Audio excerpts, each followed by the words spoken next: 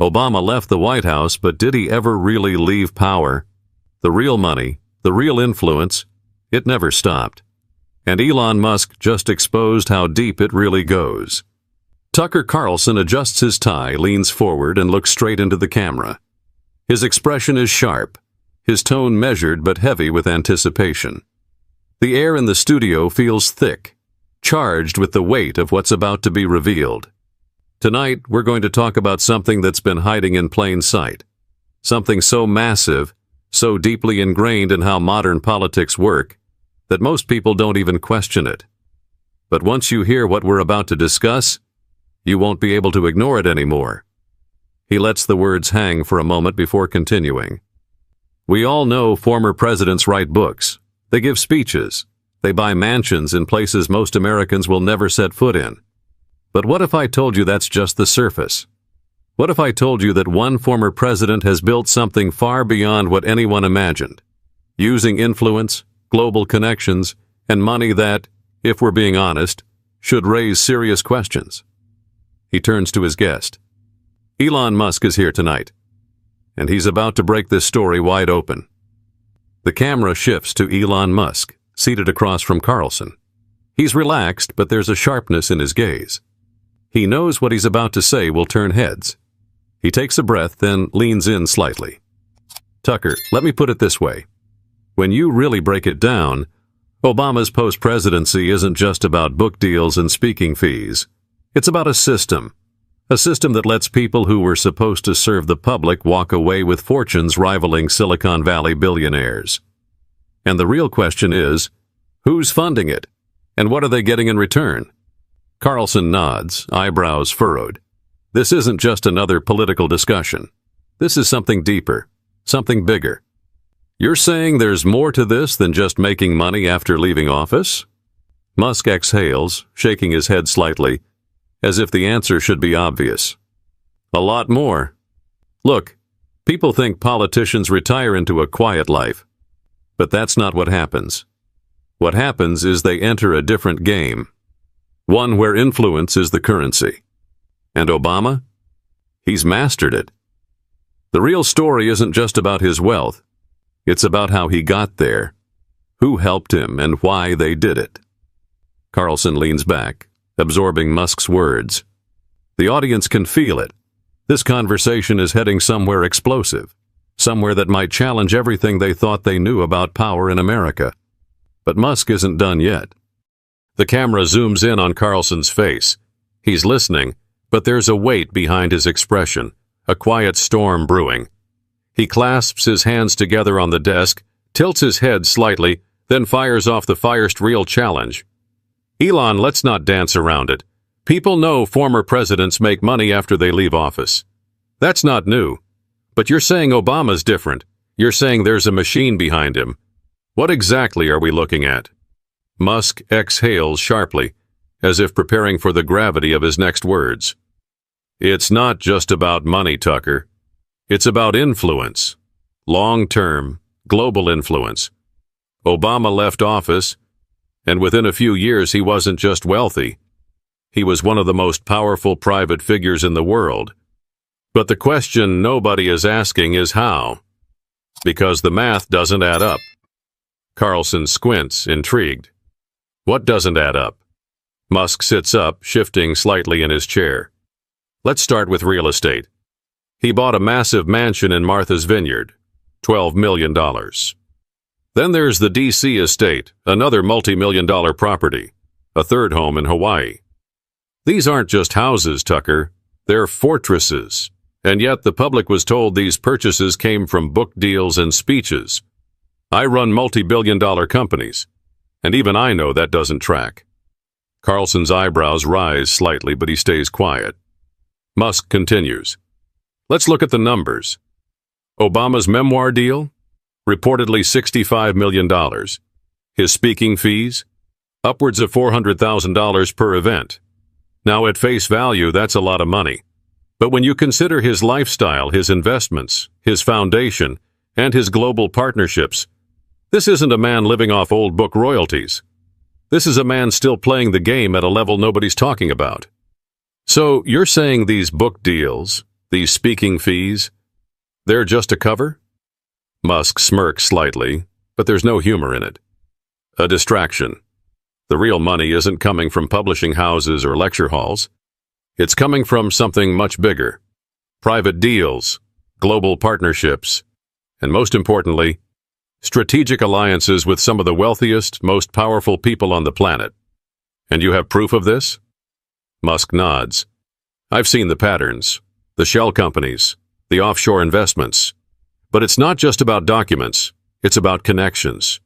Who he meets with, where he travels, what industries he suddenly takes an interest in. Tucker, this isn't just about Obama. This is about an entire system that lets former politicians cash in at levels that should be illegal. And once you see how deep this goes, you start to understand. This isn't a retirement plan. This is something else entirely. Carlson exhales slowly. He's seen a lot in his career, but something about this hits different. And Musk isn't finished. Tucker Carlson leans forward, fingers interlocked. The weight of Musk's words lingers in the air, but he knows there's more. There has to be more. You're saying Obama isn't just making money. He's still playing the game. Explain that. How does a former president keep influence after leaving office? Musk's expression tightens. He glances toward the camera for a second, as if measuring his words carefully. Tucker, let me put it this way. Obama never left. He just changed positions. Think about it. Most former presidents fade into the background. They write their books, do a few charity events, maybe start a foundation. But Obama? He's different. He's still meeting with world leaders. He's still involved in shaping policy. And this is key. He's still influencing industries that tie back to the same donors who funded his campaigns. Carlson exhales through his nose, shaking his head slightly. Give me an example. Musk doesn't hesitate. Tech, green energy, media. 3 industries where influence is worth more than gold. And Obama? He has direct ties to all of them.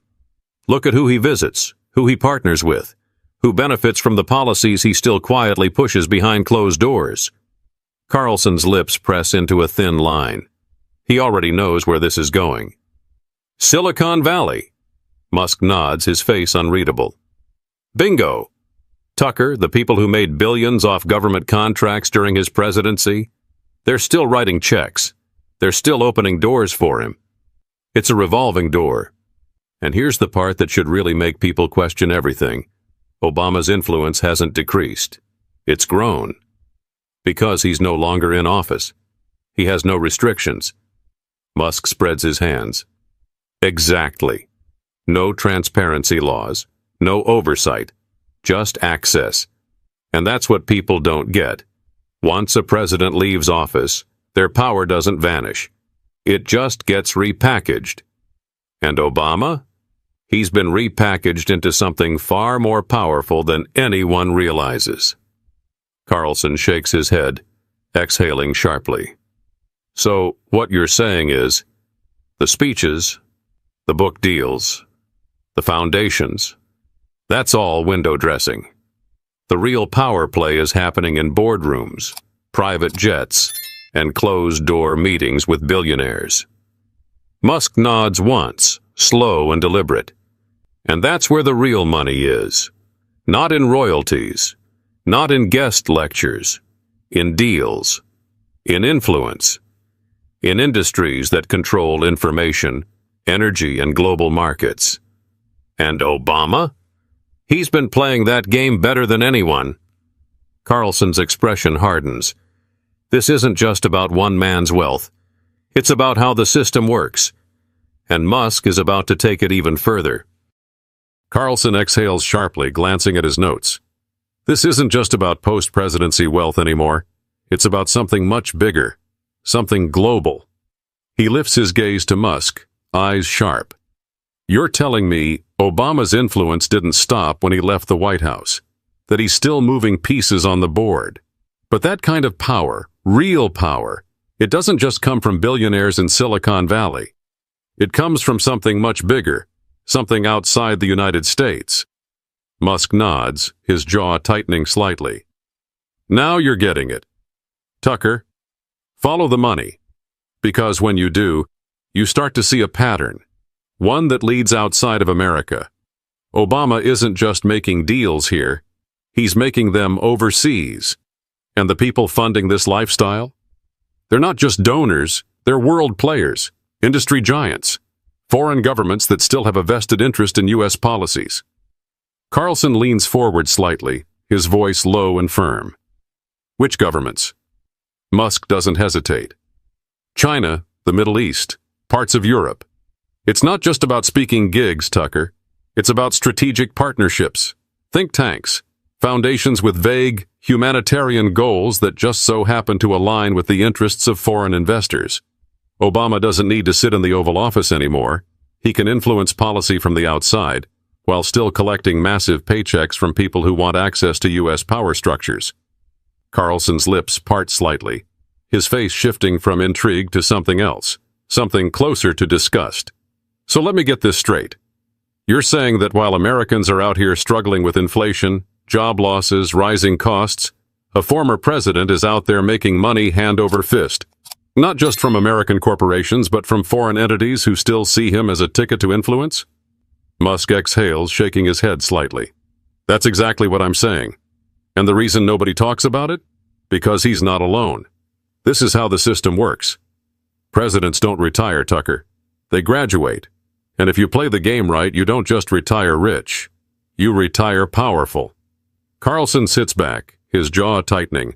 This isn't just about one man's wealth anymore. It's about an entire system built to keep the public distracted while power moves behind closed doors. Carlson sits back in his chair, arms crossed, a deep crease forming between his brows. The weight of Musk's words hangs in the air like a thick fog. For a moment he just stares at him, processing everything. So let's put this into perspective. Obama doesn't just walk away from the presidency a rich man. He walks away still holding the keys to power, still making moves behind the scenes, still pulling strings that shape industries, policies, and global markets. And the average American? They have no idea this is happening. Musk nods slowly, his expression unreadable. That's the point, Tucker. It's designed that way. Politicians leave office and people assume they fade into history. But that's just an illusion. The truth is, they just move into a different phase, one with even fewer restrictions, where they can operate without scrutiny. And the real kicker? The same people who funded their rise to power are still there, still backing them, still benefiting. Carlson scoffs, shaking his head slightly. And yet, we're told to believe in democracy, that our votes shape the future, that elections determine who holds power. Musk lets out a dry chuckle, rubbing his chin thoughtfully. Elections change the faces in front of the camera. But the real power? That doesn't change. It just moves in the background. Think about it. How many former politicians do you see quietly sitting on corporate boards? How many of them suddenly become advisors to billion-dollar firms? They aren't being paid for their expertise, Tucker. They're being paid for their connections, for their influence. And Obama? He's the gold standard of this system. Carlson rubs his face, exhaling sharply through his nose. The disgust is evident now, not just with Obama, but with the entire game. So, what does this mean for the rest of us? What does it mean for the average person sitting at home watching this, realizing that the people they once trusted are still out there making backroom deals, securing generational wealth while the rest of the country struggles? Musk's expression hardens, his voice taking on a sharper edge. It means the system isn't broken, Tucker. It's working exactly as it was designed to. And if people don't start paying attention, it's only going to get worse. Carlson exhales, looking straight into the camera. He knows the audience is feeling it now. That quiet frustration. That realization that the game was rigged long before they ever had a chance to play. And Musk still has one final piece to reveal. Carlson's grip tightens on his pen, tapping it lightly against the desk. He's always known that corruption runs deep. But this is something else. The scale, the precision, it's surgical. He shifts in his seat, his tone lowering slightly as if preparing for impact. So let's take this to its logical conclusion. If what you're saying is true, if Obama has been operating behind the scenes at this level, then the real question is, what is he doing now? What's the end game? Musk exhales through his nose, tilting his head slightly before answering. Tucker, you don't build an empire just to sit back and watch. You build it to expand. And right now, Obama isn't just influencing policy. He's positioning himself as one of the most powerful private figures on the planet. Not a politician, not a businessman. Something in between. A gatekeeper. Carlson frowns. A gatekeeper to what? Musk leans forward slightly, his voice low and deliberate. To the future. Of industry. Of media. Of government itself. He's not just another former president, Tucker. He's an architect. And whether people realize it or not, the world they're living in right now, he's had a hand in shaping it. And that's only going to continue. Carlson lets out a slow breath, staring at Musk. He doesn't blink. The implications of what was just said settle over the studio like a thick, invisible weight. So the American people, the ones who voted, who thought they were making a difference, they're just spectators? Musk's lips press into a thin line. Not spectators, Tucker. Consumers. Products. The people in power don't just control the system. They control the narratives that keep everyone in line. And once you see it, you can't unsee it. Carlson looks straight into the camera. For the first time in the entire interview, there's no trace of performance, just something raw, something that almost feels like anger. And then he speaks. Carlson lets the silence linger, not for dramatic effect, but because there's nothing left to say that won't cheapen the weight of what's just been revealed. He exhales through his nose, glances down at his notes, then tosses them aside. None of it matters anymore. He looks straight into the camera, his voice steady but edged with something deeper. If you're watching this right now, I want you to think about something. How many times have you been told that democracy works, that your vote matters, that politicians serve you? And how many times have you seen the exact opposite happen, over and over again, no matter who's in office? He pauses, letting the question sink in before continuing. We were taught to believe in a system that rewards honesty, that punishes corruption, that gives power back to the people. But tonight, we've laid out something different. Something most people don't want to admit. Power doesn't disappear. It doesn't retire. It just moves. And when it does, it takes everything with it. Your trust, your future, your choices. Because at the end of the day, this isn't just about Obama. It's about a system that was never designed to serve you in the first place. Carlson turns to Musk, as if giving him the last word. Musk leans back in his chair, his expression unreadable. People need to wake up, Tucker. Not just to Obama, but to all of it. Because as long as the public keeps playing along, keeps believing what they're told, nothing changes. But the moment they start asking real questions, the moment they start demanding real answers, that's when things shift. That's when the game gets dangerous. Carlson nods, slow and deliberate, before looking back at the camera one last time. So ask yourself, are you paying attention? Or are you just another pawn in a game you didn't even know existed? The screen cuts to black. If you found this conversation important, if it made you think, share it. Talk about it. Ask the questions no one else is asking. And most importantly, don't just listen, act.